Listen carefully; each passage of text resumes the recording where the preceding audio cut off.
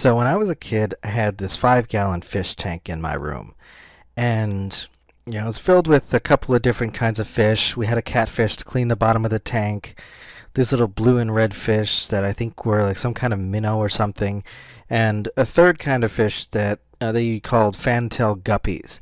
And, I kind of like these kinds of fish because they had colorful tails that usually came in either orange or yellow or maybe another color. And, they lasted a good long while, and they swam around the tank, and it was always nice and relaxing to watch them. So, I had the fish tank on a shelf in my room, and every day I would feed the fish and check the tank, make sure that it didn't need anything. And one morning I happened to notice that the fish, when I turned the light on, there was a bunch of tiny little fish in the tank that I hadn't put there. Now, of course, the only conclusion I could reach was that some of the fish inside it had babies. So, I was about 10 at the time, and I didn't really know exactly what you were supposed to do with baby fish. So, I went and bought a book because back then you couldn't really just look it up on the internet. And the book suggested that I get a breeding net, which effectively was this little plastic framework with some cloth netting or something that would keep the baby fish in the water but separate from the other fish so that they wouldn't get eaten.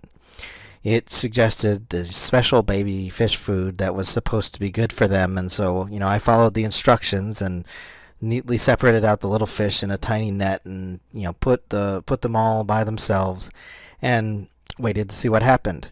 Well, after a few weeks, all of the little fish died, and I wasn't too discouraged by this because I figured it happens, and it was also the first time that it had ever occurred, and I didn't really know what I was doing. So okay.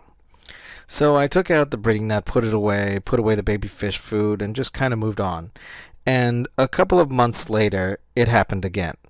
So the second time, we had these little tiny fish swimming around the tank, and I figured, okay, let's try this again. So I pulled out the breeding net, put it in the same corner, and separated out the fish, and just kind of kept an eye on them. And there weren't there's not a whole lot of instructions as far as what you're supposed to do with baby fish because they're fish. So I was trying to figure out exactly what I was doing or what to do different, but for the most part, I just kept them in the separate little section of the fish tank, fed them their special food, and the second time they all died once again. So at this point, I just kind of figured that this just wasn't going to happen. So I anticipated that it wasn't likely that we were going to get any more, so I just kind of kept moving on and ignored the possibility for a while. And after a few months, once again, for the third time, we had a bunch of baby fish swimming around the fish tank. Well, this time, I just kind of got frustrated from the first two times, and I just said, okay, whatever, you guys are on your own. So I didn't do anything.